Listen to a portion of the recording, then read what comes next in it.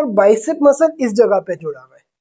इस बात को थोड़ा सा समझें, हमारा जो जॉइंट है वो यहाँ पे इस पॉइंट के अराउंड हमारा हाथ रोटेट कर रहा है। Assalamualaikum. I hope you all are doing well. Today is our another lecture of first year physics chapter 4 और आज हम देखेंगे चैप्टर 4 की वर्क एग्जांपल्स। तो हमारे पास फर्स्ट वर्क एग्जांपल है जिसमें कहा जा रहा है the platter of the hard drive of a computer rotates at 7300 RPM. तो सबसे पहले हमें ये समझना होगा कि हार्ड ड्राइव क्या होती है, और इसके लिए मैं अपने साथ एक हार्ड ड्राइव लेके आया हूँ। हार्ड ड्राइव कुछ इस तरह की होती है और ये कंप्यूटर्स में मोस्टली यूज होती है। इसका फंक्शन कुछ यूं होता है कि जैसे मोबाइल में मेमोरी कार्ड्स होते हैं, इसी तरह कंप्यूटर्स में, लैपटॉप में हार्ड ड्राइव्स होती हैं जो कंप्यूटर की या लैपटॉप की मेमोरी सेव रखती हैं। इसके अंदर मैकेनिज्म कुछ इस तरह से होता है कि लेट सपोज हमारे पास ये एक हार्ड ड्राइव है, तो इसके अंदर एक प्लेट होती है जो रोटेट करती है। इस प्लेट को हम कहते हैं platter. This plate is called platter. और इसके अंदर एक हेड आ रहा होता है जिसे हम कहते हैं रीडिंग एंड राइटिंग हेड। कुछ इस तरह से ये हेड हमारे पास कहलाता है रीडिंग या राइटिंग हेड, दोनों यही होते हैं। रीडिंग हेड भी यही होता है और राइटिंग हेड भी यही होता है। अच्छा, इसका काम क्या होता है? एक्चुअली जो ये प्लेट है इसके अंदर डेटा सेव्ड होता है, हमारा मेमोरी सेव्ड होती है, और ये जो एक हेड है ये इसके ऊपर न्यू मेमोरी राइट करता है या ओल्ड मेमोरी को रीड करता है। जैसे सपोज करें कि हमारे पास मोबाइल में कोई पीडीएफ है, उसे ओपन करना है, तो क्या होगा, वो सेव यहाँ पे और उसको रीड यहाँ से किया जाएगा इसके थ्रू। सेम इसी तरह हमारे पास कोई चीज ऑलरेडी इंस्टॉल्ड है उसको देखना है, तो ये हेड रीडिंग हेड भी है और राइटिंग हेड भी है। अब हम वापसी न्यूमेरिकल की तरफ आते हैं। अब आपको ये बात बेहतर समझ आएगी। कहा जा रहा है द प्लेटर, प्लेटर क्या था? ये plate of the hard drive of a computer rotates at 7300 RPM. आपको एंगुलर वेलोसिटी गिवन दी है और वो दे दी गई है 7300 आरपीएम में।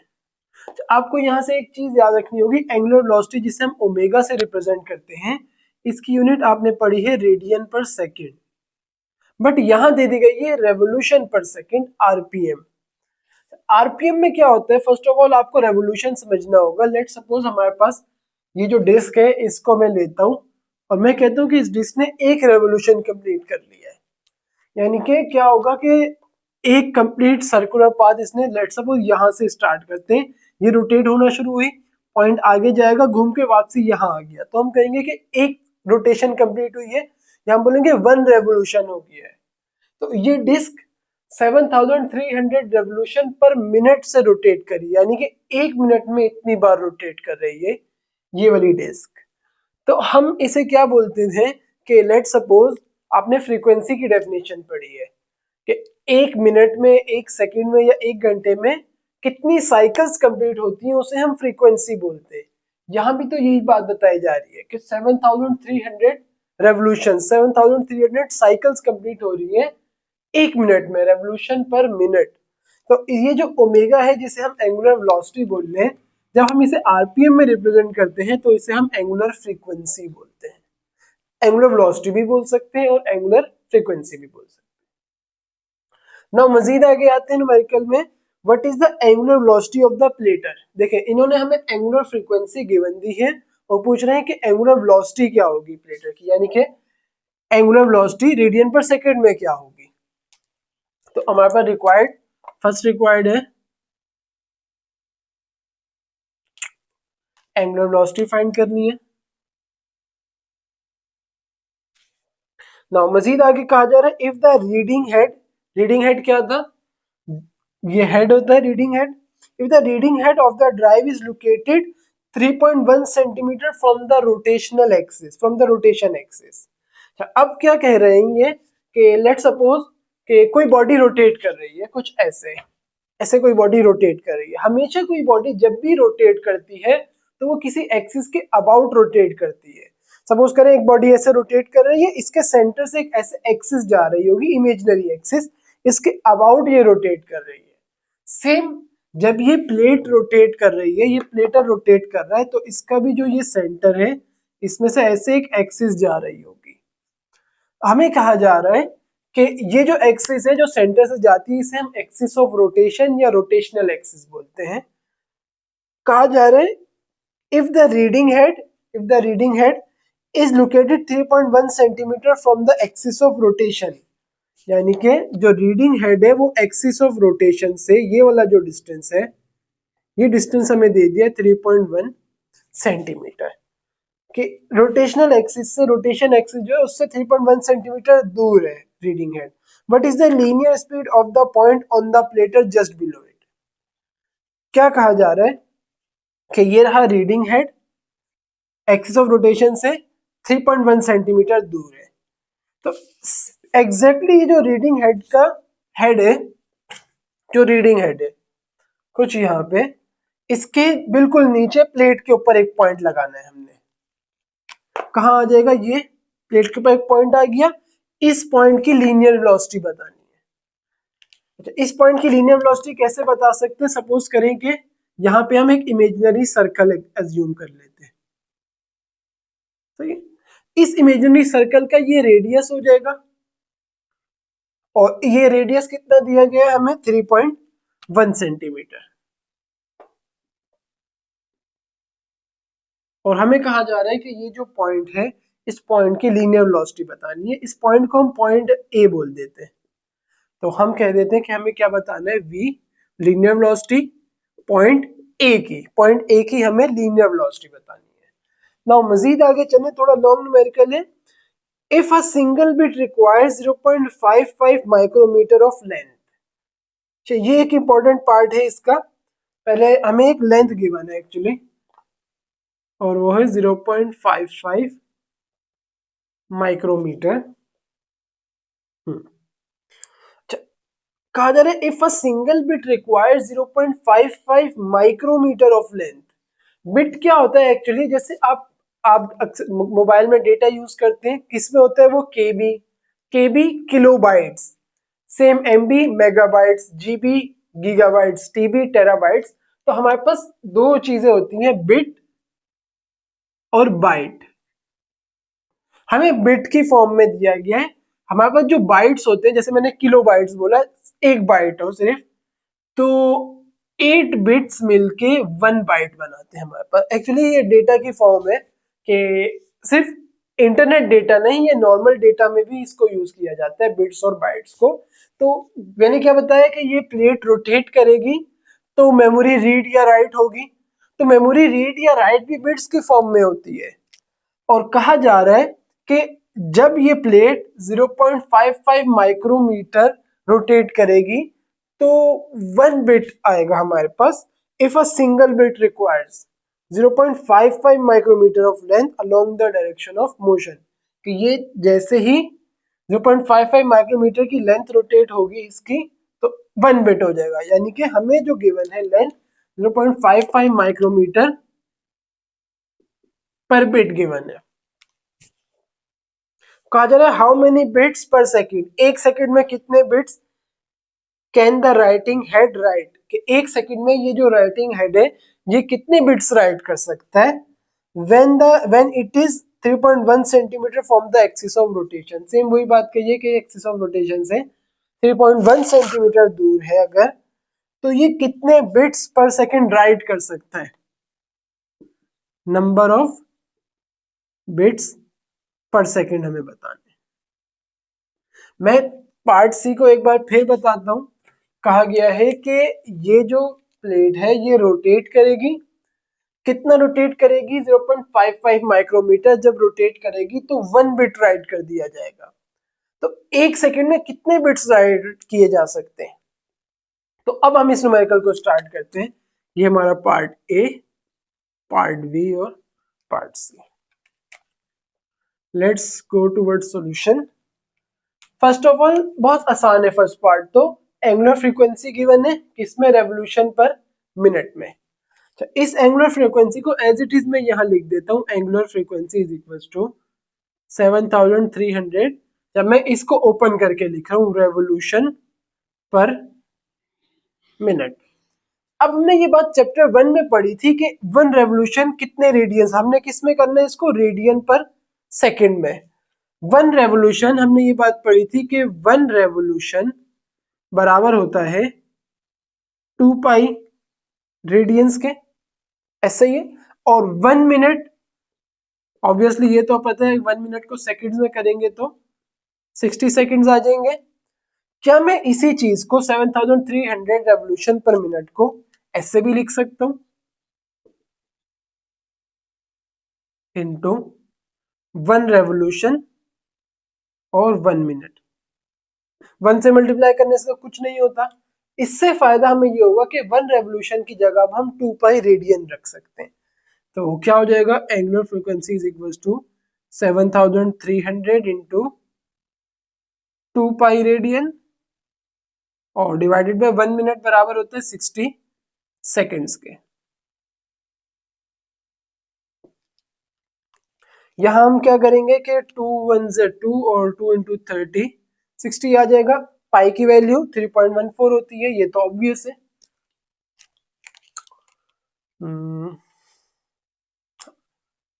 तो हमारे पास एंगुलर वेलोसिटी, अच्छा जब हमने इसको रेवोल्यूशन से रेडियन में कर दिया तो अब ये एंगुलर फ्रीक्वेंसी नहीं रही बल्कि एंगुलर वेलोसिटी बन जाएगी।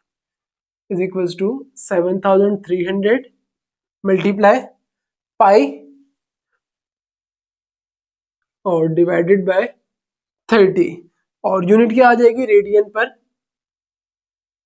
सेकेंड। तो कन्वर्ट हो गया, सिर्फ अब हमने क्या करना है, कैलकुलेशन करनी है। कैलकुलेशन किस तरह से होगी,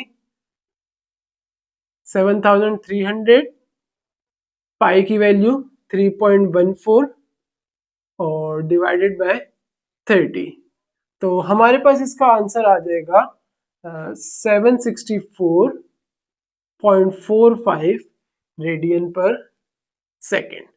आप इन कैलकुलेशंस को करके चेक कर सकते हैं, ऑब्वियसली कैलकुलेशन सही होगी। और कैलकुलेशन इसलिए शो नहीं करवाता ताकि वीडियो में टाइम कम से कम लगे और आप ज्यादा से ज्यादा सीख सकें। नाउ हमारे पास एंगुलर वेलोसिटी आ गई। अब हमने लीनियर वेलोसिटी फाइंड करनी है उस पॉइंट की, ये वो प्लेट थी और यहाँ पे रीडिंग हेड था और इस रीडिंग हेड के राइट डाउनवर्ड जो पॉइंट है उस पॉइंट की हमें लीनियर वेलोसिटी फाइंड करनी है। इस पॉइंट की, अच्छा एक्सिस ऑफ रोटेशन यहाँ पे, इससे इस पॉइंट तक का जो डिस्टेंस है वो 3.1 सेंटीमीटर है। आपको यहां से एक बात समझनी होगी कि जो इस प्लेट की एंगुलर वेलोसिटी होगी वही इस पॉइंट की एंगुलर वेलोसिटी होगी। कैसे, देखते हैं। आपने एंगुलर वेलोसिटी का एक नॉर्मल फॉर्मूला पढ़ा है, change in angular displacement divided by time, यानी कि जितना एंगल चेंज होगा विद रिस्पेक्ट टू टाइम वो उसकी एंगुलर वेलोसिटी होगी। लेट सपोज एक प्लेट लेते हैं, सही, और इसमें हम 2 पॉइंट्स ले लेते हैं, एक पॉइंट ये ले लिया, एक पॉइंट ये ले लिया और यहाँ पे एक एक्सिस ड्रॉ करते हैं। लेट सपोज ये रोटेट करती है और ये वाला पॉइंट कुछ इस तरफ आ जाता है। एक मिनट, ये ऐसे रोटेट हुई, ये पॉइंट यहाँ आ गया और ये पॉइंट यहाँ आ गया। तो अगर आप देखें दोनों में क्या एंगल सेम चेंज नहीं हुआ, जो एंगल यहाँ होगा वही एंगल यहाँ होगा। तो एंगुलर वेलोसिटी जब भी किसी सर्कुलर बॉडी की होती है तो उस बॉडी के ऊपर जितने भी पॉइंट्स होंगे सब पॉइंट्स की एंगुलर वेलोसिटी सेम रहती है। तो जो एंगुलर वेलोसिटी प्लेट की हमने निकाली सेम वही एंगुलर वेलोसिटी इस पॉइंट की भी होगी।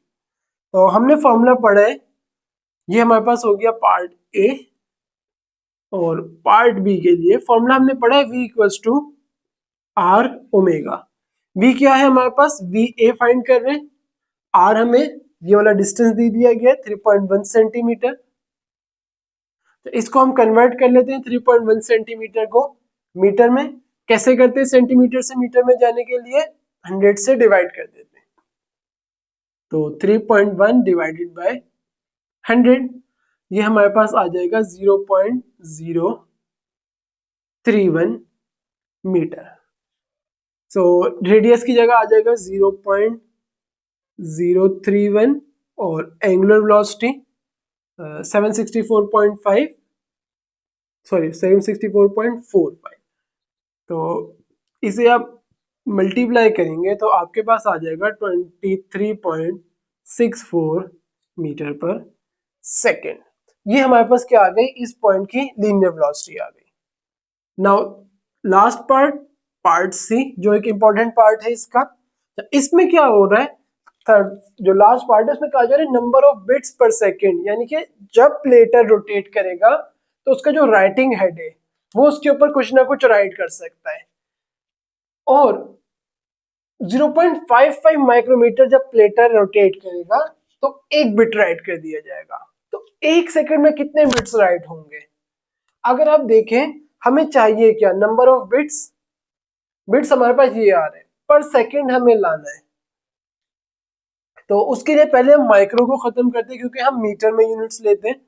तो हमारे पास आ जाएगा L is equal to micro किसके बराबर होता है, एक्सपोनेंट -6 के। तो ये हमारे पास आ जाएगा 0.55 एक्सपोनेंट -6, माइक्रो की वैल्यू एक्सपोनेंट -6, और ये आ गया मीटर पर बिट।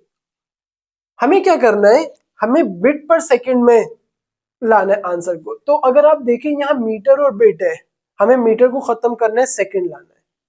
और अगर आप वेलोसिटी में देखें, यहाँ भी मीटर और यहाँ पे मीटर और सेकंड है, यहाँ से हमें सेकंड चाहिए और यहाँ से हमें बिट चाहिए। तो क्या आ जाएगा, बिट पर सेकंड। और मीटर मीटर कैंसिल कर सकते हैं एक दूसरे से हम, कैसे ये देखते हैं। देखिए इस बात को यहाँ पे समझे। लेट सपोज हम इन दोनों को डिवाइड करवाते हैं, मीटर पर बिट उसकी यूनिट है और इसे हमने डिवाइड करवा दिया मीटर पर सेकंड से। तो हमारे पास क्या होगा कि नॉमिनेटर डिनोमिनेटर के पास आएगा और डिनोमिनेटर नॉमिनेटर के पास आ जाएगा। तो हमारे पास आ जाएगा metre second divided by metre into bit, और मीटर से मीटर कैंसिल हो सकता है। तो हम यही करेंगे, लेकिन हमें सेकंड पर बिट नहीं चाहिए, बिट पर सेकंड चाहिए। यानी कि हमें वेलोसिटी को नॉमिनेटर में रखना होगा और जो लेंथ गिवन है उसे डिनोमिनेटर में प्लेस करना होगा। तो हम कैसे करेंगे, नंबर ऑफ बिट पर सेकंड बराबर होगा किसके, हमने यहाँ पे लेंथ को नॉमिनेटर में रखा था तो हमारे पास सेकंड पर बिट आएगी, हम इसका रेसिप्रोकल लेंगे, यानी कि velocity divided by length.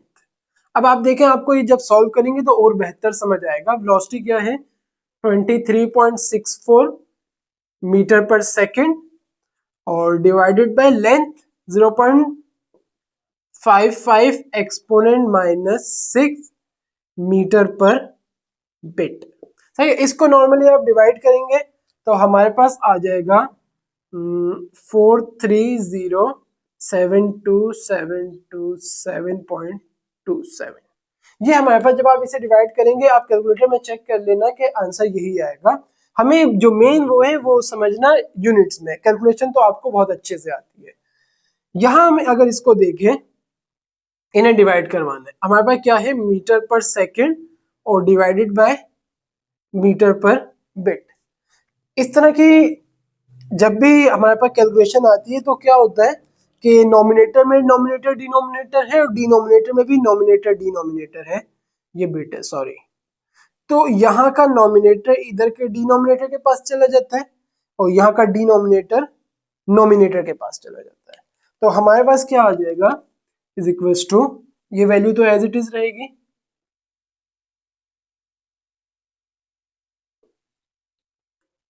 Unit में क्या होगा, ये बिट मीटर के पास आएगा, हमारे पास आ जाएगा मीटर इंटू बिट, और डिवाइडेड बाय ये मीटर सेकंड के पास चला जाएगा, मीटर इंटू सेकंड।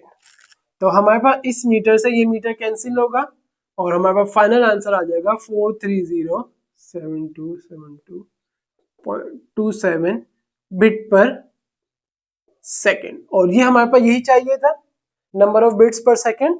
तो जो राइटिंग हेड है वो एक सेकंड में इतने बिट्स राइट कर सकता है। अगर हम काउंट करें, 4,30,72,727 बिट एक सेकंड में राइटिंग हेड राइट कर सकता है।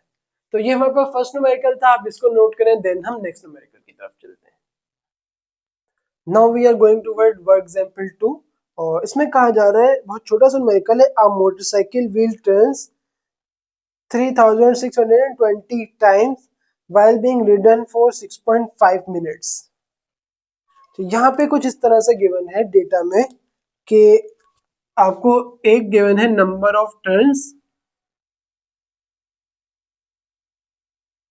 और वो है 3620 और while being ridden for 6.5 minutes, time given है 6.5 मिनट्स और कहा जा रहा है what is the angular speed in revolution per minute.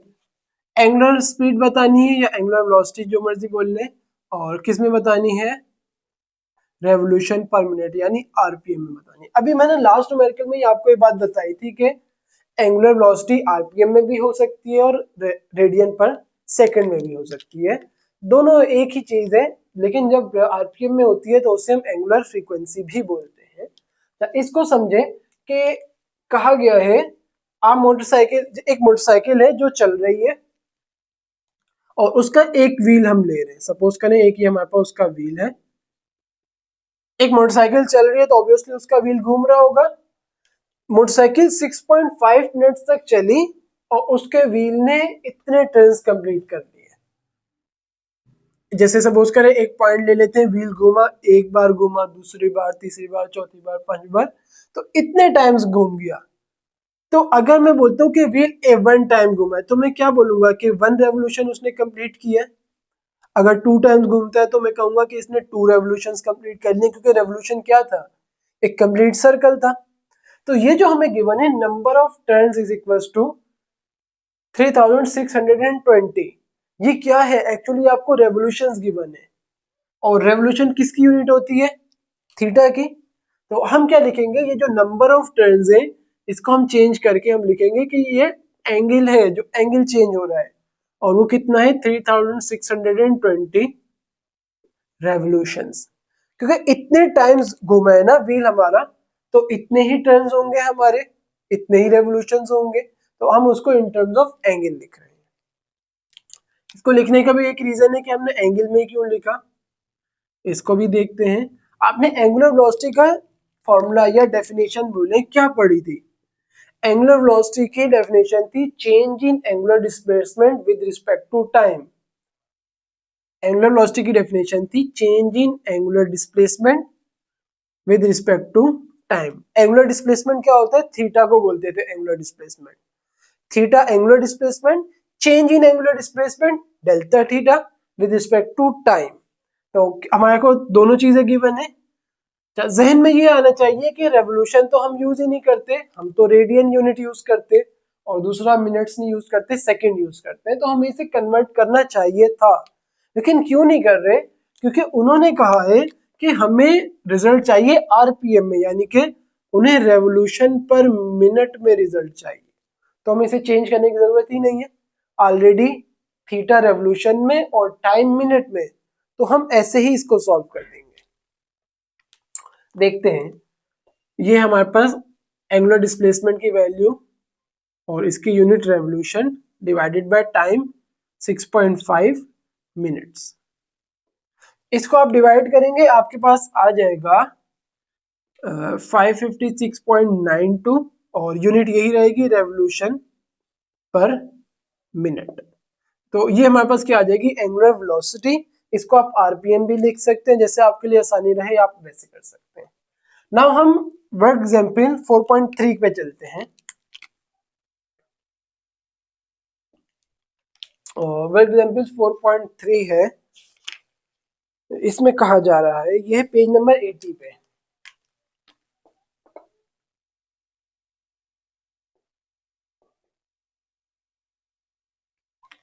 इसमें कहा जा रहा है what is the magnitude of force and centripetal acceleration of the car, what is the magnitude of force and centripetal acceleration of a car having mass of 300 kg। सबसे पहले आपको कहा जा रहा है कि गिवन हम बनाते हैं, रिक्वायर्ड भी यही लिख लेते हैं, एक ही साथ बना लेंगे। What is the magnitude of force and centripetal acceleration? सबसे पहले आपसे कहा जा रहा है फोर्स फाइंड करो, देन सेंट्रीपिटल एक्सेलरेशन फाइंड करनी है ऑफ अ कार, एक कार की having a mass of 300 kg, उस कार का मास है 300 kg फॉलोइंग अ कर्व, एक कर्व पे घूम रही है। अच्छा, ये क्या कहा जा रहा है कि एक कार है जो एक कर्व पे घूम रही है, ठीक? तो उसकी कुछ ना कुछ सेंट्रीपिटल एक्सेलरेशन होगी, प्लस जो उसके ऊपर फोर्स लग रही होगी वो कौन सी फोर्स होगी, सेंट्रीपिटल फोर्स। तो इस फोर्स को हमें एफ सी करना पड़ेगा क्योंकि हम एक कर्व पे रोटेट कर रहे हैं। अच्छा, following a curve of radius 500 metre, इस कर्व का जो रेडियस है वो दे दिया गया है और वो है 500 metre. At a speed of 100 kilometre per hour, velocity दे दी गई है 100 किलोमीटर पर आवर। इसे हमें अभी कन्वर्ट करना है। Also compare the acceleration with that due to gravity for this fairly gentle curve taken at high speed।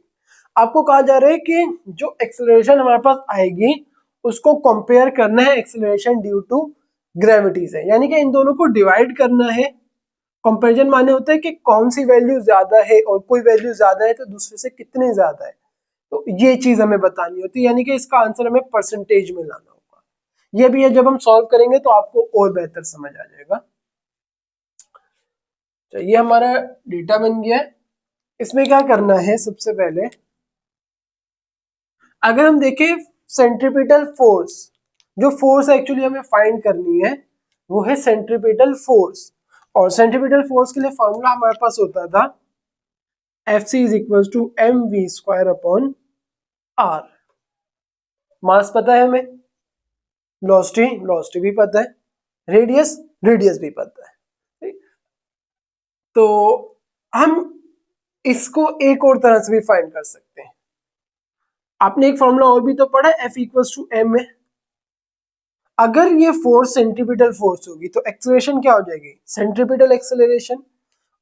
और हमें मास पता है लेकिन सेंट्रीपिटल एक्सेलरेशन नहीं पता, तो हम क्या करते हैं, पहले सेंट्रीपिटल एक्सेलरेशन फाइंड करते हैं। आप चाहें तो डायरेक्टली इससे फाइंड कर सकते हैं, मैं न्यूमेरिकल को आसान बनाने के लिए दोनों मेथड्स आपको बताऊंगा। पहले हम सेंट्रीपिटल एक्सेलरेशन फाइंड करते हैं। AC is equals to v square upon r. Centripetal acceleration में वेलोसिटी आ रही है और वेलोसिटी हमारे पास है किलोमीटर पर आवर में, उसको कन्वर्ट करते हैं मीटर पर सेकंड में। यहाँ रफ में कर लेते हैं, वैसे आप चाहें तो वहां भी कर सकते हैं। वेलोसिटी क्या है, 100 किलोमीटर पर आवर। किलो, इसकी वैल्यू क्या होती थी 10 रेज टू द पावर 3। और 1 आवर, एक घंटे में कितने सेकंड्स होते हैं, या इस तरह से करें, एक घंटे में कितने मिनट्स होते हैं 60 मिनट्स। हर मिनट में कितने सेकंड्स होते हैं 60 सेकंड। सिंपल हमारे पास आ जाएगा, एक घंटे में 3600 सेकंड्स होते हैं। तो हम यही करेंगे, कैसे, v is equal to 100, kilo की जगह 10 रेज टू द पावर 3, यहाँ मीटर बच जाएगा, किलोमीटर में किलो की वैल्यू रख दी, मीटर एज इट इज आ गया, और डिवाइडेड बाय आर। 1 आवर है, आर का मतलब है 1 आवर है, और 1 आवर किसके बराबर होता है 3600 सेकेंड्स के। तो हमारे पास वेलोसिटी क्या हो जाएगी, इसको आप मल्टीप्लाई करें और डिवाइड करें, आपके पास आंसर आ जाएगा 27.27 मीटर पर सेकंड। यूनिट्स तो एज इट इज रहेंगी ना, मीटर पर सेकंड, और आप इसे डिवाइड करेंगे तो ये भी आ जाएगा 27.27। तो इसे हमने कन्वर्ट किया, हमारे पास आ गया 27.27 मीटर पर सेकंड। आप चाहें तो इसे रफ में करें, चाहे तो यही डेटा में शो करवा सकते हैं, आपकी मर्जी होती है ये, ठीक। अच्छा, अब हम क्या करते हैं, वेलोसिटी आ गई 27.27 और इसका whole square divided by radius 500। तो इसे आप डिवाइड करेंगे, आपके पास आ जाएगा, स्क्वायर लेंगे डिवाइड करेंगे 1.54 मीटर पर सेकेंड स्क्वायर। ये आ गई सेंट्रीपिटल एक्सेलरेशन। सेंट्रीपिटल एक्सेलरेशन के बाद सेंट्रीपिटल फोर्स फाइंड करनी है। अब सेंट्रीपिटल फोर्स को आप दो डिफरेंट मेथड से फाइंड कर सकते हैं। कैसे, अभी अभी मैंने बताया था, इसी न्यूमेरिकल का पार्ट है ये कि एफ सी, आपने एक फॉर्मूला पढ़ा F equals to m a, अगर ये सेंट्रीपिटल फोर्स है तो ये सेंट्रीपिटल एक्सेलरेशन होगी। तो हम इसे कैसे फाइंड कर सकते हैं, F c is equals to mass 300 और सेंट्रीपिटल एक्सेलरेशन 1.54। तो हमारे पास आ जाएगा F c is equal to, इसे आप मल्टीप्लाई करेंगे तो हमारे पास आ जाएगा 462.96 न्यूटन। एक मेथड तो ये है हमारे पास, हम सेंट्रीपिटल फोर्स को ऐसे भी फाइंड कर सकते हैं कि F c is equal to M we square upon r. आप इसमें भी वैल्यूज रखेंगे, सेम यही आंसर आएगा जो यहाँ आ रहा है। सही, कैसे, मास हमारे पास है 300, वेलोसिटी 27.27 का होल स्क्वायर और डिवाइड बाय रेडियस हमारे पास है 500। तो जब आप इसे भी डिवाइड करेंगे स्क्वायर वगैरह लेके तो आपका सेम यही आंसर आएगा 462.96 न्यूटन। सही, तो आपको जो मेथड आसान लगे या जो माइंड में आए ड्यूरिंग पेपर आप उस मेथड से कर सकते हैं। नाउ जो थर्ड पार्ट है ये इंपॉर्टेंट है। ये क्यों इंपॉर्टेंट है, सपोज करिए कि एक बॉडी है जो सर्कुलर पाथ में मूव कर रही है। सही, सर्कुलर पाथ में जब बॉडी मूव कर रही है, यहाँ पे शो करते हैं, लेट्स सपोज ये हमारा एक सर्कुलर पाथ है, बॉडी ऐसे मूव कर रही है इस डायरेक्शन में, तो एक एक्सेलरेशन आ जाती है जो act toward downward, sorry centre of circle act करती है, उस एक्सेलरेशन को बोलते हैं सेंट्रीपिटल एक्सेलरेशन। अब ये सेंट्रीपिटल एक्सेलरेशन जब एक बॉडी जिसका मास 300 kg है वो इस रेडियस वाले पाथ पे मूव कर रही है, इतनी वेलोसिटी से मूव कर रही है, तो जो सेंट्रीपिटल एक्सेलरेशन आएगी वो ग्रेविटी के कितने टाइम्स होगी, ग्रेविटी से ज्यादा होगी, ग्रेविटी से कम होगी। हमें ये बात बतानी है एक्चुअली थर्ड पार्ट में, जिसे हम बोलते हैं कि कंपेयर करके दिखाना पड़ेगा। तो कंपेयर कैसे करेंगे, सेंट्रीपिटल एक्सेलरेशन को ग्रेविटी से डिवाइड कर देंगे सिंपली। ये हमारे पास पार्ट ए, पार्ट बी और अब हमारे पार्ट सी पे सेंट्रीपिटल एक्सेलरेशन को डिवाइड कर देंगे ग्रेविटेशनल एक्सेलरेशन से। तो सेंट्रीपिटल एक्सेलरेशन है 1.54 और ग्रेविटेशनल एक्सेलरेशन 9.8। जब आप इसे डिवाइड करेंगे तो आंसर आना चाहिए 0.157 centimetre acceleration divide by gravity. तो आपके माइंड में इससे क्या आता है कि कौन सी वैल्यू बड़ी है, अभी शायद आपके लिए समझना मुश्किल हो कि सेंटीमीटर एक्सेलरेशन ग्रेविटी से कम है। इसको हम कैसे करेंगे, हमने इसको डिवाइड कर दिया, अब ग्रेविटी इधर डिवाइड में इधर आके मल्टीप्लाई होगी 0.157 टाइम्स ऑफ ग्रेविटी, यानी कि जो सेंट्रीपिटल एक्सेलरेशन है वो 0.157 टाइम्स ग्रेविटी है। आपका रिजल्ट यहीं पे आ गया है। अगर आप चाहें तो इसे परसेंटेज में भी कन्वर्ट करके दिखा सकते हैं, कैसे करेंगे, मल्टीप्लाई और डिवाइड करवा दें 100 से, AC is equal to 0.157 multiply 100 multiply 1/100 और into gravity as it is रहेगा। इस 100 से ये 100 कैंसिल होएगा, वही चीज आ जाएगी, कुछ भी खुद से ऐड नहीं किया गया है। जब हम इसको 100 से मल्टीप्लाई करवाएंगे तो ये आ जाएगा 15.7। और इस बात को मैंने आपको पहले भी बताया, एक बार फिर बता देता हूँ कि 1/100 का जो साइन होता है ये एक्चुअली परसेंटेज का साइन होता है। जो परसेंटेज का सिंबल होता है ये बराबर होता है 1/100 के। तो ये जो 1/100 है इसकी जगह हम परसेंटेज का साइन लगा सकते हैं, इसकी जगह हमने कर दिया परसेंटेज और ये आ गई ग्रेविटी। आप चाहें तो ये स्टेप करें, चाहें तो इसको यहीं पे एंड कर सकते हैं, आपकी मर्जी है। ये स्टेप हमें क्या बता रहा है कि सेंट्रीपिटल एक्सेलरेशन 15.7% ऑफ ग्रेविटी, यानी ग्रेविटी की वैल्यू बहुत ज्यादा है, उसका सिर्फ 15% जो है वो यहाँ पे सेंट्रीपिटल एक्सेलरेशन है। सही, तो आप इसे नोट करें, देन हम मजीद आगे करते हैं। Now we have word example 4.4 और इसमें कहा जा रहा है curves on some test tracks and race courses such as M1 Islamabad Lahore motorway are very steeply banked. ये वाला जो न्यूमेरिकल है ये बैंकिंग से रिलेटेड है। बैंकिंग कौन सी बैंकिंग, ये वो बैंकिंग है कि जैसे आपने देखा होगा कि रेसिंग्स होती हैं कार्स की, बाइक्स की, तो जब उनके टर्न्स आते हैं वो किसी कर्व पे मूव करते हैं तो वो अपनी जो गाड़ी की वेलोसिटी है उससे कम नहीं करते। उसका एक रीजन है कि वो जैसे लेट सपोज हम बाइक चला रहे हैं कहीं पे और कोई कर्व आता है, हम अपनी वेलोसिटी नहीं कम करते, हम स्पीड स्लो नहीं करते तो हमारी बाइक पॉसिबली स्लिप हो जाएगी, बट उनकी नहीं होती।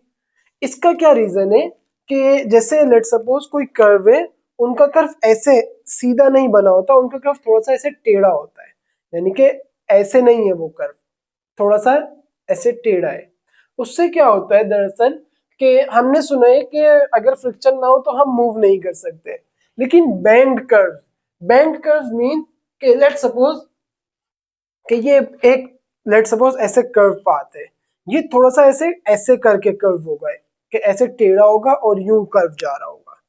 इससे होता ये है कि जो फ्रिक्शन है, अगर लेट सपोज फ्रिक्शन नहीं है तब भी हम इस कर्व के ऊपर से मूव कर सकते हैं। इसका रीजन क्या है, तो इसका मैं टॉपिक लिंक जो है वो टॉपिक की लिंक डिस्क्रिप्शन में शेयर कर दूंगा, आप वहां से इस टॉपिक को कम्प्लीटली देख सकते हैं। अभी सिर्फ बताने का रीजन ये कि बैंड कर्व्स या स्टीपली बैंड कर्व्स ऐसे कर्व्स होते हैं जो थोड़े से ऐसे होते हैं। यू अगर हम यू मूव कर रहे हैं तो ये कर्व ऐसे होगा, अगर इस तरफ मूव कर रहे हैं तो ये कर्व ऐसे होगा। सही, तो पेज नंबर 83 पे Kajare curves on some test tracks and race courses such as M1 Stabad Lahore motorway. Lahore motorway पर एक कर्व है जो कि वेरी स्टीपली बैंड है। This banking with the support of tyre friction and very stable car configuration allows the cars to be taken at very high speed। मैं यही बात बता रहा था कि इस तरह के कर्व्स हमें अलाउ करते हैं कि हम कर्व पाथ पे भी तेज वेलोसिटी से मूव कर सकते हैं क्योंकि वो हाईली बैंड होते हैं। टू इलस्ट्रेट इस चीज को देखने के लिए, calculate the speed, velocity find करनी है हमें, at which 100 metre radius curve, एक कर्व है जिसका रेडियस हमें दे दिया गया है वो है 100 मीटर।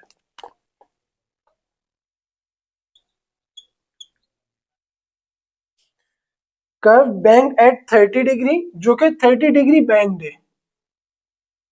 तो इसका मैं मतलब बताता हूँ कि 30 डिग्री बैंड का क्या मतलब है।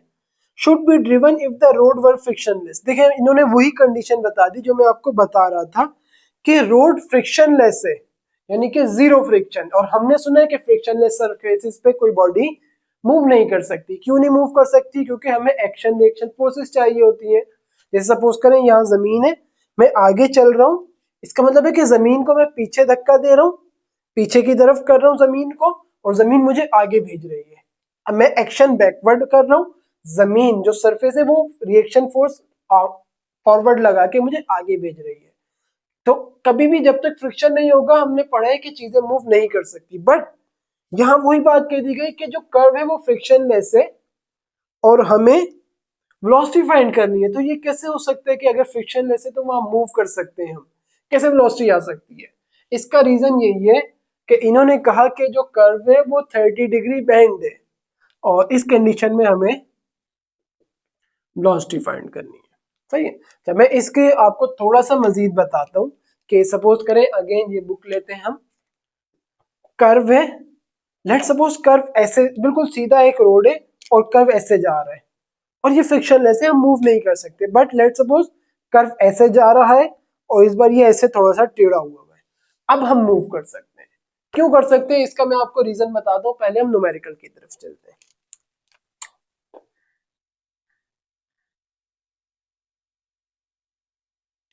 इन्होंने हमें कंडीशन क्या दी है, एक बैंड कर्व है जो 30 डिग्री बैंड है, यानी कि लेट सपोज ऐसे है, ये तो 90 हो जाएगा, 30 डिग्री बैंड है, ये जो नीचे का एंगल है ये 30 डिग्री है हमारे पास। कुछ ऐसे के कर्व है और उसका जो सरफेस से एंगल है वो है 30 डिग्री, ये कर्व ऐसे जा रहा है, ऐसे, सही, ऐसे रोड यूं जा रहा है और ये 30 डिग्री कर्व है। तो हमें बताना है कि वेलोसिटी मैक्सिमम क्या हो सकती है यहाँ पे। इसके लिए आपने फॉर्मूला देखा था कि theta is equals to tan inverse v square upon r g. Theta जो बैंकिंग एंगल है, इस थीटा को हम बोलते हैं बैंक्ड एंगल या बैंकिंग एंगल। v स्क्वायर जो वेलोसिटी हम एक्वायर कर सकते हैं, रेडियस और ग्रेविटी। हमें वेलोसिटी फाइंड करनी है तो यहाँ tan इनवर्स है, इसको इस तरफ लेके आएंगे, इनवर्स कैंसिल हो जाएगा, हमारे पास आ जाएगा tan theta is equals to v square divided by r g. Now r radius and gravity दोनों डिवाइड हो रहे हैं, इधर आके मल्टीप्लाई होंगे, तो हमारे पास आ जाएगा r g tan theta equals to v square, और इसको हम ऐसे भी लिख सकते हैं v square equals to r g tan theta. Now हमें वी स्क्वायर नहीं, हमें वेलोसिटी फाइंड करनी है, तो क्या करेंगे, स्क्वायर कैंसिल करने के लिए रूट ले लेंगे, taking root on both side,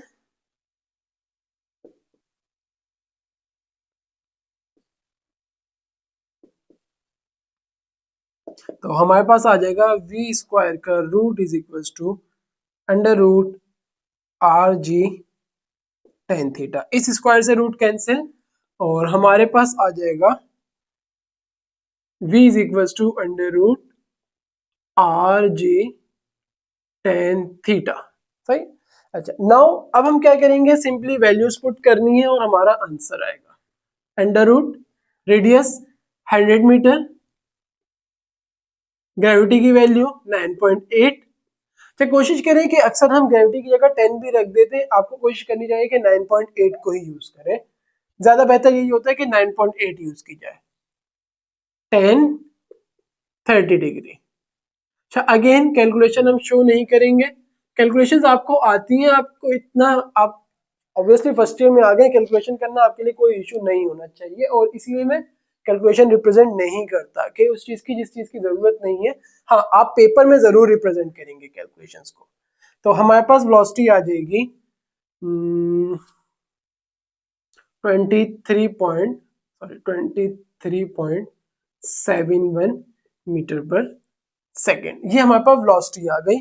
कौन सी वेलोसिटी आ गई है हमारे पास, कि जो कर्व जिसका रेडियस 100 मीटर था और 30 डिग्री बैंड है, उसके बाद हम मैक्सिमम वेलोसिटी क्या एक्वायर कर सकते हैं, अगर वो फ्रिक्शनलेस है तो ये वेलोसिटी एक्वायर हो सकती है।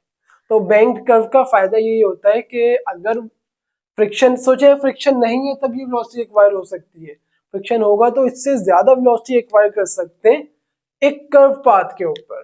तो ये हमारे पास बैंक्ड कर्व के कुछ फायदे होते हैं। नाउ हम नेक्स्ट वर्क एग्जांपल की तरफ चलते हैं, और वो है 4.5, और वो पेज नंबर है 85 पे।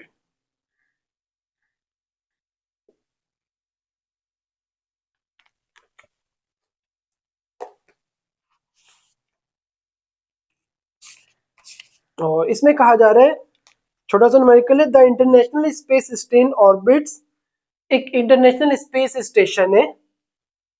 स्पेस स्टेशन क्या होते हैं कि जैसे सैटेलाइट्स वगैरह ऑर्बिट्स में अर्थ के अराउंड या किसी और प्लैनेट के अराउंड रिवॉल्व कर रहे हो तो हम उन्हें स्पेस स्टेशन बोलते हैं। कहा जा रहा है द इंटरनेशनल स्पेस स्टेशन, यानी कि एक स्पेस स्टेशन है जो स्पेस में रोटेट कर रहा है, ऑर्बिट्स में रोटेट करना at an altitude of 400 kilometre, 400 kilometre की हाइट पे वो रोटेट कर रहा है। तो सबसे पहले हमें क्या गिवन दे दिया है, एक हाइट गिवन दी है हमें, और वो हाइट है 400, मैंने शायद किलोमीटर बोल दिया है, हाँ सही है किलोमीटर, 400 किलोमीटर, पहले शायद मैंने मीटर बोल दिया था। 400 किलोमीटर की हाइट पे एक स्पेस स्टेशन है जो ऑर्बिट कर रहा है above the surface, earth surface of the earth. देखें यहाँ पे लेट्स सपोज ये अर्थ है, इस अर्थ की सरफेस से 400 किलोमीटर ऊपर, लेट्स सपोज यहाँ पे ये हाइट आ जाती है 400 किलोमीटर की हाइट पर, वो सैटेलाइट है जो ऐसे ऑर्बिट में रोटेट कर रहा है, एक कंप्लीट सर्कुलर पाथ पे रोटेट कर रहा है। What is the space station orbital velocity, जो ये स्पेस स्टेशन है इसकी ऑर्बिटल वेलोसिटी क्या होगी। हमें क्या गिवन दिया है, हाइट गिवन दी है, और हमसे पूछ रहे हैं कि इसकी ऑर्बिटल वेलोसिटी, ऑब्वियसली एक ऑर्बिट में रोटेट कर रहे हैं तो वेलोसिटी होगी, वो ऑर्बिटल वेलोसिटी क्या होगी। तो इसका रिक्वायर्ड लिखने से पहले हमें इसको न्यूमेरिकल को भी समझना होगा और डेटा को भी समझना होगा। हमने जब इस न्यूमेरिकल को, सॉरी इस टॉपिक को पढ़ा था, तो हमने ऑर्बिटल वेलोसिटी के लिए फॉर्मूला देखा था under root g m divided by r, और हमने m को mc लिखा था। c रिप्रेजेंट कर रहा है सेलेस्टियल को, सेलेस्टियल बॉडी। सेलेस्टियल बॉडीज हम उनको बोलते हैं जो स्पेस में बॉडीज होती हैं, उन्हें हम सेलेस्टियल बॉडी बोलते हैं। एम सी हमें लिखने की रीजन ये है कि जरूरी तो नहीं है हम हमेशा अर्थ के बारे में ही पढ़े कि कोई बॉडी अर्थ के अराउंड रिवॉल्व कर रही है तो उसकी ऑर्बिटल वेलोसिटी बताई जाए। मून भी हो सकता है, कोई और प्लेनेट भी हो सकता है, तो हमने इसलिए यहाँ पे एम सी यूज किया था कि कोई भी सेलेस्टियल बॉडी हो सकती है। अभी हमें अर्थ के लिए कहा गया तो हम इधर एम सी की जगह ई कर देंगे। सही, हमारे को ग्रेविटी पता है, ये कांस्टेंट होता है। ये जो आर है, स्मॉल आर, ये हमने देखा था कि ये आर होता है सेलेस्टियल बॉडी के सेंटर से लेके जहां पे सैटेलाइट रिवॉल्व कर रहा है वहां तक का डिस्टेंस। तो हमें ये हाइट तो गिवन दे दी है, ये डिस्टेंस क्या हो जाएगा, ये अर्थ है तो ये डिस्टेंस रेडियस ऑफ अर्थ हो जाएगा। इसका मतलब ये जो स्मॉल आर है, ये स्मॉल आर बराबर होगा आर ई प्लस एच के। Small r centre of celestial body से सैटेलाइट तक का डिस्टेंस है। हाइट हमें दे दी गई थी, ये रेडियस ऑफ अर्थ हो जाएगा, तो ये total distance radius of earth plus height हो जाएगी। ये हमें पता लग जाएगा, ये पता लग जाएगा। मास ऑफ अर्थ, मास ऑफ अर्थ क्या होता है 6 एक्सपोनेंट 24 kg, यही होता है मास ऑफ अर्थ।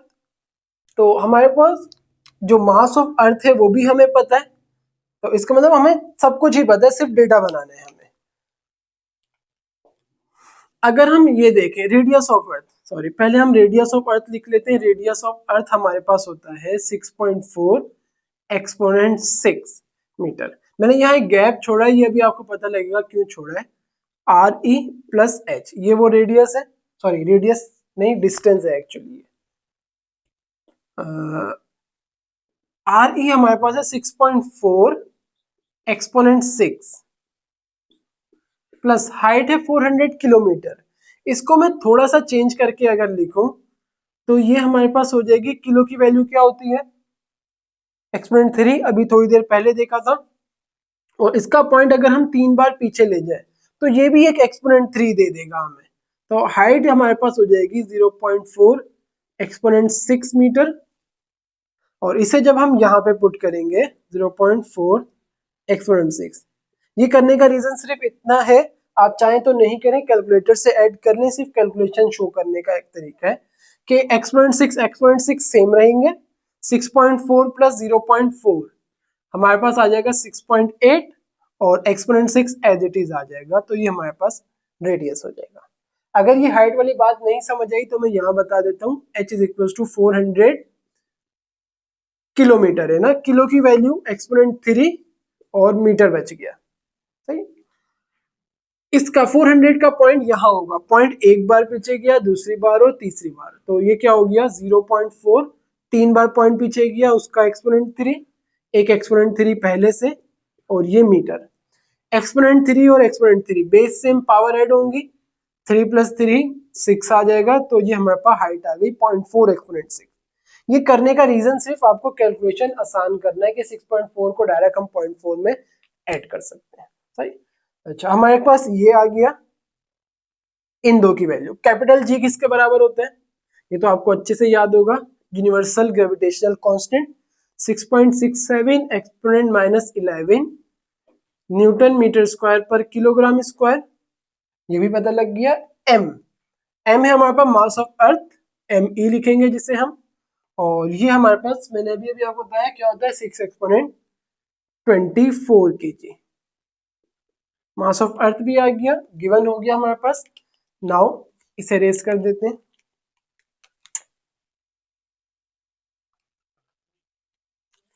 ये हमारे पास रिक्वायर्ड, और ये अब आ गया सॉल्यूशन। रिक्वायर्ड क्या है हमारे पास, ऑर्बिटल वेलोसिटी फाइंड करनी है कि ये जो यहाँ पे स्पेस स्टेशन है वो ऑर्बिट कर रहा है, रोटेट कर रहा है, तो रोटेशनल स्पीड होगी उसकी कुछ, जिसे हम ऑर्बिटल वेलोसिटी बोलते हैं, वीओ से रिप्रेजेंट करेंगे ऑर्बिटल वेलोसिटी। और ऑर्बिटल वेलोसिटी का फॉर्मूला अभी अभी मैंने बताया, क्या बताया है, under root g m e divided by r. तो ये एम सी हम एम सी लिखते हैं। हम क्या करेंगे कि फॉर अर्थ, क्योंकि हम अर्थ के लिए कर रहे हैं सब कुछ, तो एम सी की जगह आ जाएगा जी एम ई और divided by r, orbital velocity. ये हमारे पास आ गया अंडर रूट जी की value 6.67 exponent -11 mass of earth. इसे रेस कर लेते हैं। मास ऑफ अर्थ हमारे पास है 6 एक्सपोनेंट 24 और डिवाइडेड बाय आर हमारे पास क्या आया हुआ है 6.8 एक्सपोनेंट 6। तो यहां से हमारे पास ऑर्बिटल वेलोसिटी आ जाएगी। इसको अगेन मैं आपको वही बात कहूंगा, कैलकुलेशंस आपको बहुत अच्छी से आती है। 71.56 मीटर पर सेकंड। तो ये हमारे पास न्यूमेरिकल 4.5 भी होगी, आप इसे नोट करें, देन हम मजीद आगे चलते हैं। Now we have work example 4.6 which is on page number 90 और इस एग्जांपल में कहा जा रहा है आप basketball spinning on the finger of an athlete. एक बास्केटबॉल है जो एथलीट को अपने फिंगर पर रोटेट करवा रहा है, has an angular velocity 120 radian पर सेकेंड। सबसे पहले इन्होंने हमें एंगुलर वेलोसिटी गिवन दी है और वो है 120 रेडियन पर second. The moment of inertia of a sphere, जो बास्केटबॉल है वो एक ऐसा स्फीयर है जो अंदर से खाली है। ऐसा ही है, बास्केटबॉल अंदर से खाली होती है, अंदर एयर होती है। तो ऐसे स्फीयर जो अंदर से खाली होता है उसे हम बोलते हैं हॉलो स्फीयर। लेट्स सपोज एक बास्केटबॉल है, ऐसे बास्केटबॉल है, अंदर से तो वो खाली है ना, उसके अंदर एयर है, तो ऐसे स्फीयर को, ऐसे सर्कुलर बॉडीज को हम बोलते हैं हॉलो स्फीयर। तो कहा जा रहा है the moment of inertia of a sphere that is hollow is 2/3 mr²। इन्होंने हमें जो मोमेंट ऑफ इनर्शिया है हॉलो स्फीयर के लिए, उसके लिए इन्होंने फॉर्मूला दे दिया है 2/3 mr²। चलिए आपके पास बुक में मिस प्रिंटिंग है, ये गिवन नहीं है। इन केस हो सकता है आपकी बुक अपडेटेड हो तो आपको गिवन हो। Where m is the mass, m उस हॉलोस्फीयर का मास है and r is the radius, r उस हॉलोस्फीयर का रेडियस है। If the basketball has a weight of 0.6 kg, तो ये वेट का वर्ड यूज किया है बट 0.6 kg ये मास है एक्चुअली। 0.6 kg, 0.6 के आगे 00 एंडिंग 0 पॉइंट के बाद काउंट नहीं किए जाते। And has a radius of 0.12 metre, radius भी दे दिया 0.12 metre. What is the angular momentum of this basketball, और हमें एंगुलर मोमेंटम फाइंड करना जिसे हम एल से रिप्रेजेंट करते हैं। तो इस पूरे चीज को मैं आपको थोड़े अच्छे से एक्सप्लेन करता हूँ। ये हमें दे दिया है गिवन, ये हमारा रिक्वायर्ड और हमें सॉल्व करना है। लेट्स सपोज अभी मेरे पास बास्केटबॉल अवेलेबल नहीं है तो हम एक नॉर्मल बॉल लेके आए, सही। ये बॉल एक फिंगर पर ऐसे रोटेट कर रही है, सही। सबसे पहले तो ये अंदर से खाली है, अगर हम इसको दबाएं तो ये दबती है क्योंकि ये अंदर से हॉलो है। अच्छा, ये कंप्लीट स्फीयर है जो कि अंदर से हॉलो है, अंदर से खाली है। उस हॉलो स्फीयर का मोमेंट ऑफ इनर्शिया हम इस फॉर्मूले से डिटरमाइन कर सकते हैं। नाउ पहली चीज तो ये बात समझ आ गई कि मोमेंट ऑफ इनर्शिया इसका फाइंड किया जा सकता है, हम कर लेते हैं पहले इस चीज को। हम इसको क्यों फाइंड करेंगे, ये चीज पहले मैं आपको बता दूं कि हमने जो एंगुलर मोमेंटम है उसका फॉर्मूला देखा था L is equal to R cross P, radius vector और लीनियर मोमेंटम, इन दोनों का क्रॉस प्रोडक्ट लें तो एंगुलर मोमेंटम आ जाता है। अगर हम इसका मैग्नीट्यूड लें, वेक्टर फॉर्म में नहीं ले रहे, तो A क्रॉस B बराबर हो जाता था AB साइन थीटा के, तो R क्रॉस P बराबर हो जाएगा RP साइन थीटा के। नाउ P लीनियर मोमेंटम का क्या फॉर्मूला होता था, P बराबर होता था mv के, इसे ओपन कर देते R, P की जगह आ जाएगा mv और साइन थीटा। अच्छा, नाउ v का भी तो एक फॉर्मूला हमने देखा हुआ है, v equals to are omega, इसे भी ओपन कर देते हैं, R M as it is रहा, v की जगह आ गया आर ओमेगा और साइन थीटा। m पहले लिख लेते हैं, r और r base same power at R square हो जाएगा और ये ओमेगा और साइन थीटा। ना हमारे पास मोमेंट ऑफ इनर्शिया का एक फॉर्मूला और होता है जिसे हम बोलते हैं I is equal to M R square, या यही लिख लेते हैं कि हमें ये बात पता है I बराबर होता है एम आर स्क्वायर के। इस एम आर स्क्वायर की जगह पर हम मोमेंट ऑफ इनर्शिया पुट कर देंगे I ओमेगा साइन थीटा। यहां से हम एंगुलर मोमेंटम फाइंड कर सकते हैं। सबसे पहले क्या फाइंड करना पड़ेगा, मोमेंट ऑफ इनर्शिया फाइंड करते हैं। और moment of inertia hollow sphere के लिए इन्होंने बताया है हमें क्या है, 2/3 गिवन था, यस 2/3 एम आर स्क्वायर। सही, हमने क्योंकि स्मॉल एम स्मॉल आर से रिप्रेजेंट किया तो हम इसको कुछ ऐसे भी लिख सकते हैं, M R square, it's up to you. सही, 2/3 मास की वैल्यू 0.6 और रेडियस हमारे पास है 0.12 और इसका होल स्क्वायर। अगर आपके माइंड में एक चीज, इसको कट कर रहे हैं, जो मास है शायद आई थिंक 0.600 लिखा हुआ था और रेडियस 0.12000 लिखा हुआ था, तो पॉइंट के बाद एंडिंग जीरोस की कोई वैल्यू नहीं होती तो वो हम नहीं लिखते, ना हमें उसे पढ़ने की नीड होती है। सही, अच्छा इसको हम जब कैलकुलेट करेंगे तो हमारे पास आ जाएगा 0.00576 kilogram into metre square. Kilogram into metre square इसकी यूनिट है। अगेन अब आप सोचें यूनिट कहां से आई, तो कहां से आई है, I is equal to 2/3 M R square. इसकी तो कोई यूनिट होती ही नहीं है, कांस्टेंट है। मास की यूनिट किलोग्राम, रेडियस की मीटर, रेडियस पे स्क्वायर है तो मीटर का square, kilogram into metre square.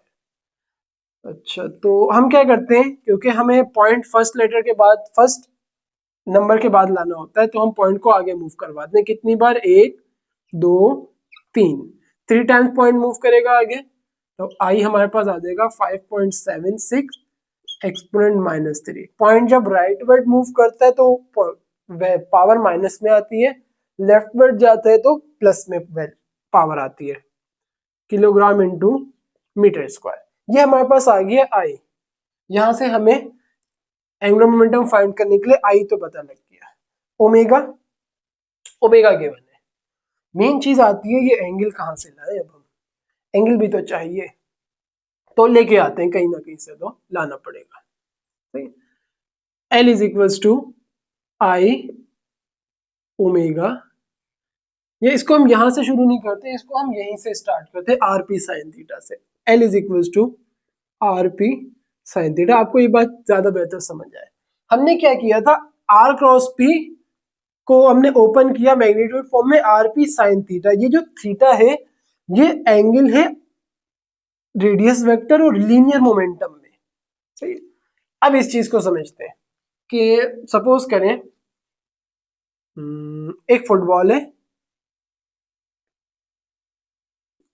थोड़ा अच्छे से बनाने की कोशिश करते हैं ताकि आपको ये बात समझ आए। सही, ये फुटबॉल ऐसे रोटेट कर रही है, या बास्केटबॉल की बात हुई थी, बास्केटबॉल ऐसे और ये ऐसे रोटेट कर रही है। सही, एक बास्केटबॉल ऐसे या ऐसे नहीं रोटेट कर, हाँ बल्कि ऐसे ही, क्योंकि फिंगर पर ऐसे ही रोटेट होगी, ऐसे रोटेट कर रही है।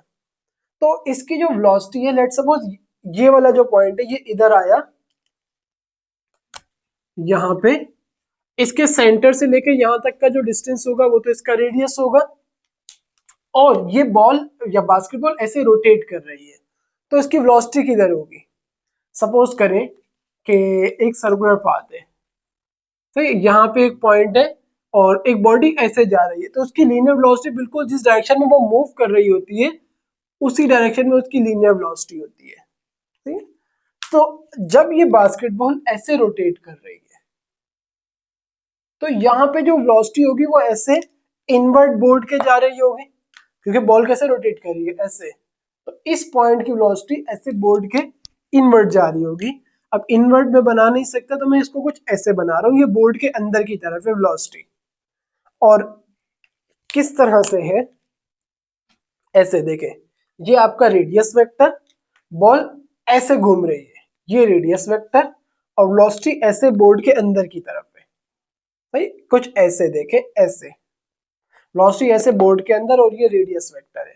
तो रेडियस वेक्टर और वेलोसिटी में जो एंगल बन रहा है वो एंगल 90 डिग्री का एंगल है। सही। अच्छा, नाउ अगेन इस कंडीशन पे आते हैं। एक बॉडी है जो सर्कुलर पाथ पे मूव कर रही है, इस पॉइंट पे आए, वेलोसिटी की डायरेक्शन ये है। जो लीनियर मोमेंटम था उसका फॉर्मूला था P equals to mv। m क्या है? एक स्केलर है, मास। अगर वेलोसिटी वेक्टर होगी तो मोमेंटम वेक्टर बन जाएगा। ये लीनियर मोमेंटम है। तो यहाँ पे मास की वजह से कोई डायरेक्शन में चेंज नहीं आ रहा, इसका मतलब जो डायरेक्शन वेलोसिटी की होगी वही मोमेंटम की होगी। तो यानी कि जो वेलोसिटी की डायरेक्शन है सेम वही डायरेक्शन लीनियर मोमेंटम की होगी। तो लीनियर मोमेंटम और रेडियस में भी वही क्या एंगल बनेगा? सेम 90 डिग्री, क्योंकि जैसे वेलोसिटी बोर्ड के इन्वर्ट है ऐसे ही लीनियर मोमेंटम भी बोर्ड के इन्वर्ट होगा। रेडियस वेक्टर ऐसे है और इन दोनों में एंगल बनेगा 90 डिग्री। तो हमारे पास ये जो एंगल है थीटा, ये थीटा हमारे पास होगा 90 डिग्री के। ठीक है। मोस्ट ऑफ द टाइम हम क्या करते हैं, जैसे फॉर्मूला लेते हैं ना तो डायरेक्टली इस फॉर्मूले को हम आर पी लिख देते हैं, साइन थीटा लेते ही नहीं है, वो एक मिस्टेक होती है, वो एक गलत है। सही। तो हमारे पास एंगल पता लग गया 90 डिग्री है, तो ये हमारे पास आ जाएगा आर पी साइन 90 डिग्री। और हमें ये बात पता है कि साइन 90 बराबर होता है 1 के। हमारे पास आ गया are P sine theta. Now अब हम वही चीज जो हमने यहाँ की थी उसी को हम वहां ओपन करेंगे कि P बराबर होता है mv के। तो हमारे पास आ जाएगा, सॉरी ये साइन 90 तो चला जाएगा, 1 आ जाएगा R, और P की जगह आ गया mv। नाउ V बराबर होता है R ओमेगा के, V की जगह R ओमेगा आ जाएगा, R M और V की जगह R omega. R into R, R square, M पहले आ जाएगा, M R स्क्वायर ओमेगा। और ये भी पता है कि I बराबर होता है एम आर स्क्वायर के, तो यहाँ पे आ गया I M S R square omega. सही। Now sorry, M R square नहीं आना था, एम आर स्क्वायर की जगह I आ गया और ये ओमेगा हो गया। हमें I पता है क्या है, 5.76 एक्सपोनेंट माइनस 3, और ओमेगा, ओमेगा हमारे पास है 120 रेडियन पर सेकेंड। तो जब हम इसे कैलकुलेट करेंगे तो हमारे पास आ जाएगा 0.6912, और यूनिट क्या आ जाएगी, किलोग्राम इंटू मीटर स्क्वायर पर सेकेंड। ये हमारे पास एंगुलर मोमेंटम की यूनिट होती है, किलोग्राम मीटर स्क्वायर पर सेकेंड। इसकी जगह आपने एक यूनिट और भी पढ़ी है, लेकिन अभी हम ये यूज कर लेते हैं। आप चाहे तो दूसरी यूनिट भी लिख सकते हैं, मैंने लेक्चर में बताई हुई है।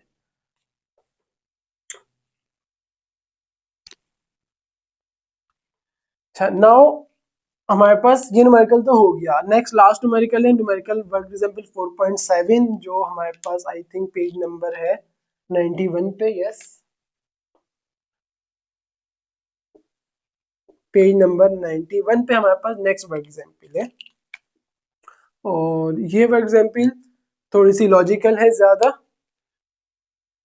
इसमें कहा जा रहा है the bicep muscle.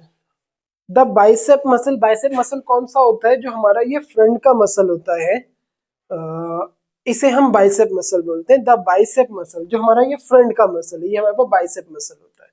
The bicep muscle exerts a vertical force.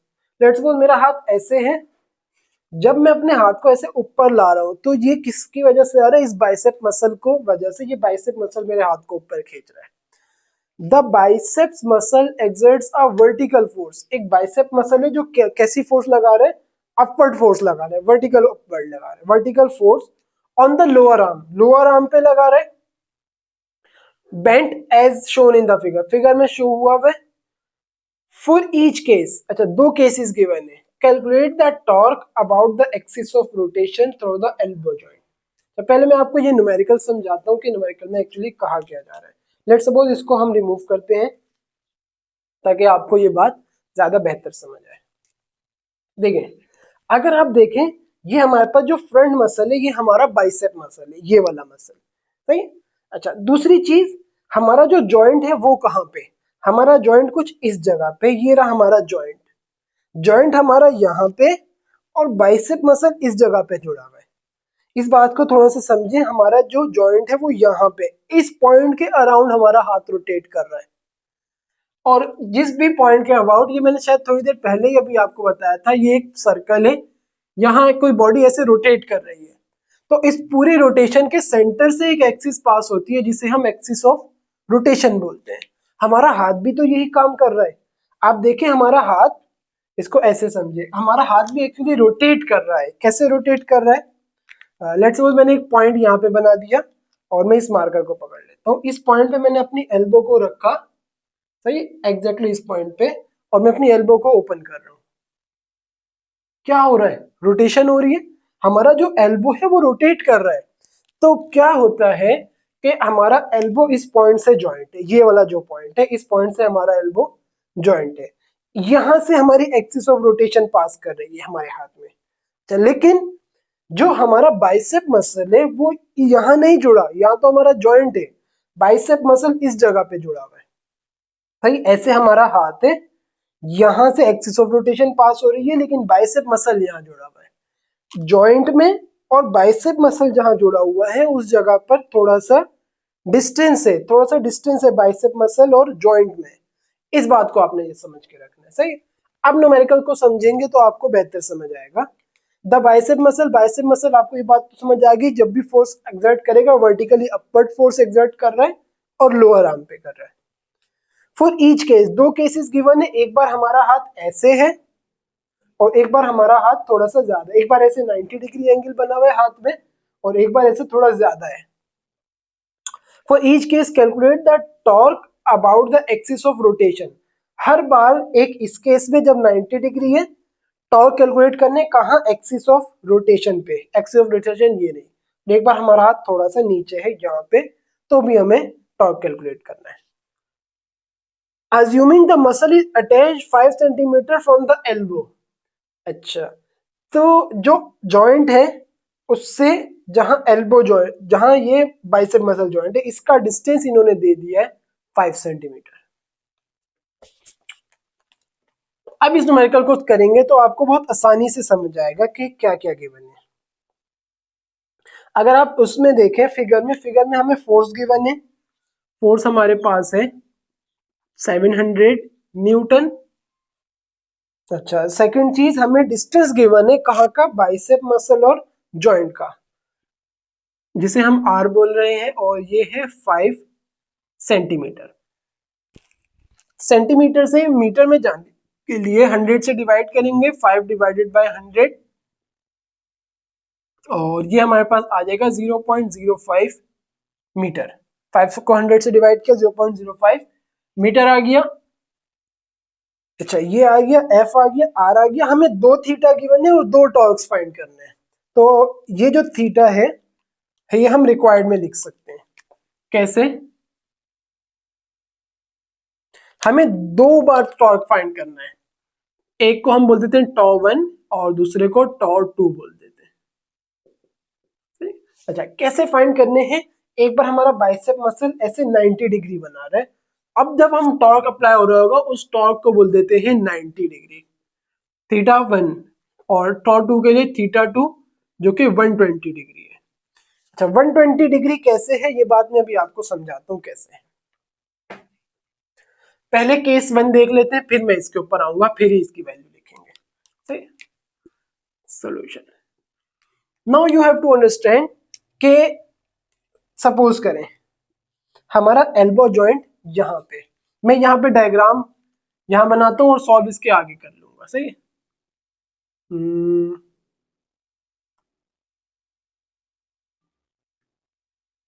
कुछ ऐसे है, ये हमारा पॉइंट है जहां पे हमारा ये जो जॉइंट है एल्बो का, ये जॉइंट हमारा जहां आ रहा है, ये वाला जॉइंट इस पॉइंट के ऊपर है, सही है। इस पॉइंट से हमारा जो आर है, हम जब इसको रोटेट कर रहे हैं ऐसे, सही है, बाइसेप मसल यहाँ है, हम पूरे हाथ की मोशन नहीं देख रहे, सिर्फ इतनी जगह कैसे रोटेट कर रही है। ऐसे हमारा आर कहाँ आ गया? आर हमारा आ गया ये, ऐसे ही है ना, आर ऐसे जा रहा है। अच्छा, बाइसेप मसल फोर्स एक्सर्ट कर रहा है वर्टिकली अपवर्ड यहां पे, ये आर और ये एफ, सही। ये आर ऐसे हमारा हाथ, 1 मिनट रुके, ये आर ऐसे 90 डिग्री पे, ये आर आ गया और ये F। R हमारा यहां से जॉइंट से स्टार्ट हो रहा है, लेकिन फोर्स थोड़ा आगे लग रही है, तो इसलिए मैंने फोर्स को आगे बनाया है। तो अगर मैं इस फोर्स को, क्योंकि हम वेक्टर्स को मूव कर सकते हैं, ये हमारी मर्जी होती है, मैं क्या करता हूं, इस R को मैंने एज इट इज रहने दिया और इस फोर्स को उठा के मैं ऊपर ले आता हूं। ये R और ये फोर्स, ऐसे फोर्स को उठा के इस जगह ले आया हूं, सिंपल, और कुछ नहीं किया। तो यहाँ एंगल क्या बन रहा है, 90 डिग्री। R की वैल्यू हमें पता है, हाँ पता है, फोर्स भी पता है, थीटा भी आ गया। तो केस 1 के लिए इनको हम नाम दे देते हैं, ये केस 1 है और ये केस 2, A और B। तो A के लिए हमारे पास क्या हो जाएगा, टॉ1, टॉ का फॉर्मूला होता था RF sine theta, RF sine theta और FR साइन थीटा। मे भी आपके माइंड में FR साइन थीटा आया हो, तो वो सही नहीं होता, हमें RF साइन थीटा लिखना होता है, क्योंकि टॉर्क का जो फॉर्मूला है वो था R cross F। A cross B बराबर होता है AB साइन थीटा के, तो R cross F RF sine theta के बराबर होगा। सही, तो R हमारे पास आ गया 0.05, F फोर्स हमारी है 700 और साइन थीटा साइन 90। साइन 90 तो पता है, अभी बताया था, साइन 90 बराबर होता है 1 के। 0.05 इंटू 70, ये हमारे पास हो जाएगा 35 इंटू साइन 91, तो ये हमारे पास आ गया 35, और टॉ की unit newton metre. Second case पे चलते हैं अब, बस हमारा लेक्चर ऑलमोस्ट एंड हो रहा है। सेकंड केस में अब, पहले क्या था, हमारा जो मसल है वो ऐसे था, ऐसे 90 डिग्री पे। अब हमारा हाथ थोड़ा सा ऐसे है, और किस तरह ऐसे है कि अगेन उसी तरह से समझते हैं कि ये हमारा हाथ ऐसे नीचे जा रहा है, और यहां से एक हॉरिजॉन्टल लाइन बनाए अगर, तो यहाँ एंगल बन रहा है 30 डिग्री। सही, यहाँ 30 डिग्री एंगल बन रहा है, यहाँ 90 बन रहा है। एक मिनट, इसको थोड़ी देर मिटाते हैं, और यहाँ, तो ये ओवरऑल कितना हो जाएगा, 30 प्लस 90 120 डिग्री। अगेन वही चीज, ये रहा हमारा मसल, फोर्स ऐसे वर्टिकली अपवर्ड लग रही है, लेकिन फोर्स जॉइंट से आगे लग रही है, फोर्स लग रही है जॉइंट से थोड़ा सा आगे, वर्टिकली स्ट्रेट अपवर्ड। और R, ये रहा R, R हमारा ये रहा, ये R आ गया और ये F आ गया। अगेन क्या करेंगे, इन दोनों, इस F को उठा के थोड़ा सा इधर ले आते हैं। आई थिंक यहाँ आपको नजर नहीं आएगा, तो हम यही कर लेते हैं। ये आ गया R, तो ये आ गया R, और F को उठा के यहां ला रहे हैं, ये आ गया हमारा F। यहाँ एंगल क्या बन रहा है, 30 प्लस 90 टोटल 120 डिग्री, ये R और ये F। तो टॉ 2 कैसे आ जाएगा, टॉ 2 बराबर हो जाएगा RF साइन थीटा के, यहाँ थीटा 1 और यहाँ थीटा 2। थीटा 2 कितना है, 120 डिग्री। तो R की वैल्यू 0.05, 700 और साइन 120। सही, अच्छा, 0.05 इंटू 700 पहले भी देखा है 35, और साइन 120 बराबर होता है 0.866 है। तो इसे जब हम मल्टीप्लाई करेंगे तो टॉ 2 हमारे पास आ जाएगा 30.31 न्यूटन मीटर।